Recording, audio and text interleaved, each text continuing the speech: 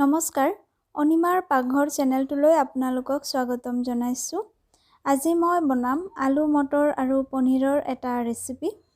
তেনেহ'লে আহক ভিডিঅ'টো আৰম্ভ কৰোঁ। তাৰ বাবে মই লৈ লৈছোঁ এয়া পনীৰ আৰু এয়া লৈ লৈছোঁ আলুখিনি মই এনেদৰে কাটি লৈছোঁ আৰু এয়া লৈ লৈছোঁ মটৰ। এয়া লৈ লৈছোঁ কেঁচা জলকীয়া আৰু আদা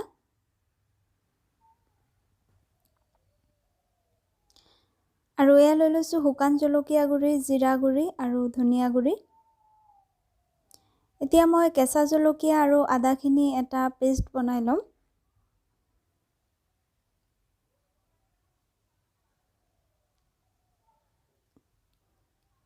এতিয়া এই পেষ্টখিনি মই ঢালি লৈছোঁ। মই এতিয়া ইণ্ডাকশ্যনটো অন কৰি লৈছোঁ। আপোনালোকে গেছতো বনাব পাৰে। কেৰাহীখন গৰম হৈ থাকোঁতে মই ইয়াতে পনীৰত দি দিছোঁ নিমখ আৰু হালধি। এইখিনি দি মই ভালদৰে সানি ল'ম।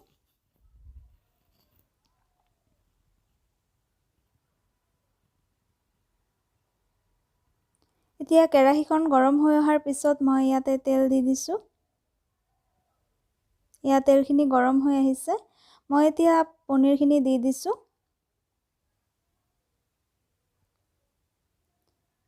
পনীৰখিনি মই ভালদৰে ভাজি ল'ম।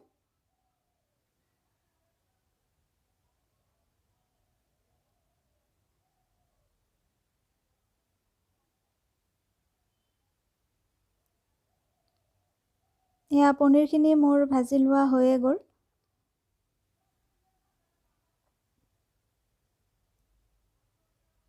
এতিয়া মই পনীৰখিনি নমাই লৈছোঁ।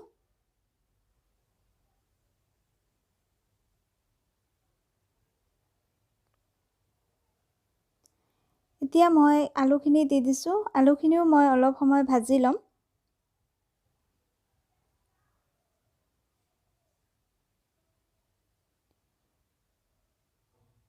এতিয়া মই আলুখিনি দি দিছোঁ নিমখ আৰু হালধি।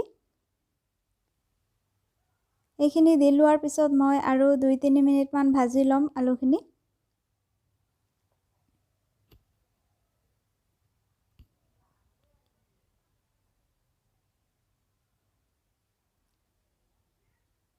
এয়া মোৰ আলুখিনি ভাজি লোৱা হৈ গ'ল। মই এতিয়া নমাই লৈছোঁ। এতিয়া মই ৰৈ যোৱা তেলখিনিতে দি দিছোঁ শুকান জলকীয়া আৰু দি দিছোঁ এটা তেজপাত আৰু পাঁচফোৰণ দি দিছোঁ। এইখিনি মই এতিয়া অলপ সময় লৰাই ল'ম। এতিয়া মই আগতে আদা আৰু কেঁচা জলকীয়াৰ পেষ্টখিনি বনাই ৰাখিছিলোঁ, সেইখিনি দি দিছোঁ। এইখিনি 2 মিনিটমান লৰাই লৈছোঁ আৰু ইয়াতে দি দিছোঁ মই বিলাহী এটা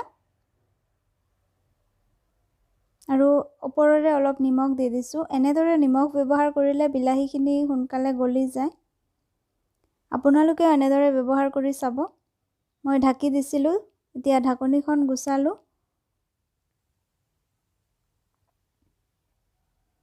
এতিয়া মই এই মছলাখিনিতে অলপ পানী দি লৈছোঁ।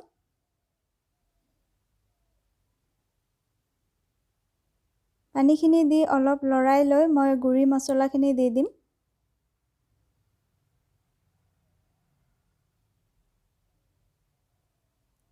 এতিয়া গোটেইখিনি মছলা মই ভালদৰে লৰাই ল'ম। এতিয়া মই ইয়াতে হালধি দি দিছোঁ।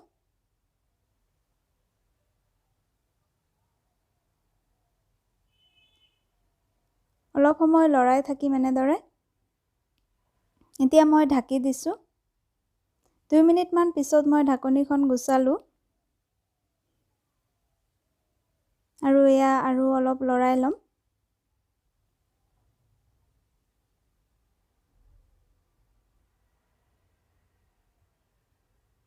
এয়া মোৰ বিলাহীখিনিও ভালদৰে গলি গৈছে আৰু মছলাখিনিও ভজা হৈ গৈছে। এতিয়া মই ইয়াতে আগতে ভাজি ৰখা আলুখিনি দি দিছোঁ। আলুখিনি দি লোৱাৰ পিছত মই অলপ লৰাই লৈছোঁ। এতিয়া মই মটৰখিনি দি দিছোঁ।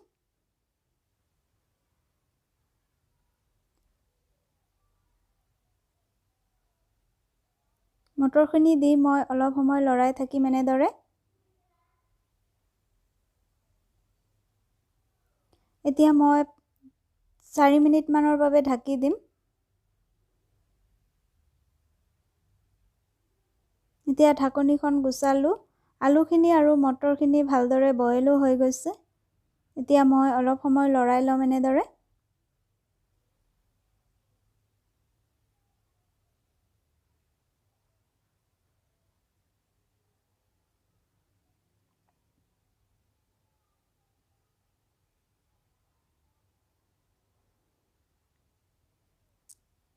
এনেদৰে 2-3 মিনিটমান লৰাই লোৱাৰ পিছত মই পনীৰখিনিও দি দিছোঁ। পনীৰখিনি দি লোৱাৰ পিছত মই গোটেইখিনি ভালদৰে মিলাই ল'ম।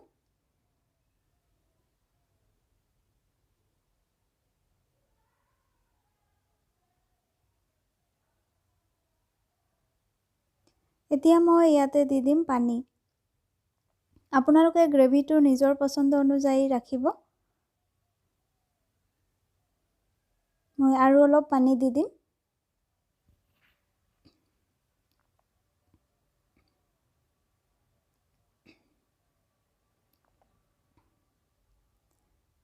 এতিয়া মই ঢাকি দিম। 5 মিনিটমানৰ বাবে মই ঢাকি দিম।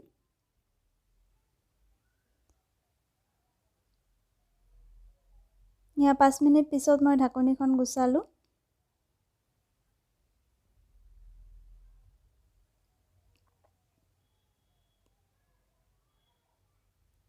এতিয়া মই পুনৰ 5 মিনিটৰ বাবে ঢাকি দিছোঁ। এয়া ঢাকনিখন গুচালোঁ।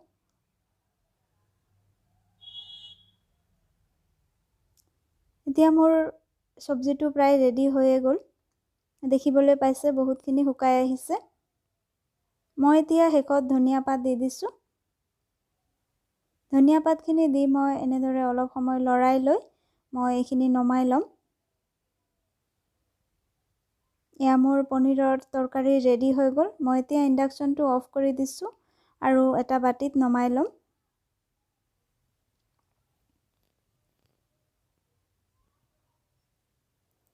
এয়া মোৰ নমাই লোৱা হৈ গ'ল। আপোনালোকে এই ৰেচিপিটো এনেধৰণে ঘৰত ট্ৰাই কৰিব আৰু কেনেকুৱা হৈছে কমেণ্টত জনাব। আৰু মোৰ চেনেলটো যদি এতিয়ালৈকে ছাবস্ক্ৰাইব কৰা নাই, ছাবস্ক্ৰাইব কৰি ল'ব। ভিডিঅ'টো ভাল লাগিলে লাইক আৰু শ্বেয়াৰ কৰিব। ভিডিঅ'টো চোৱাৰ বাবে ধন্যবাদ।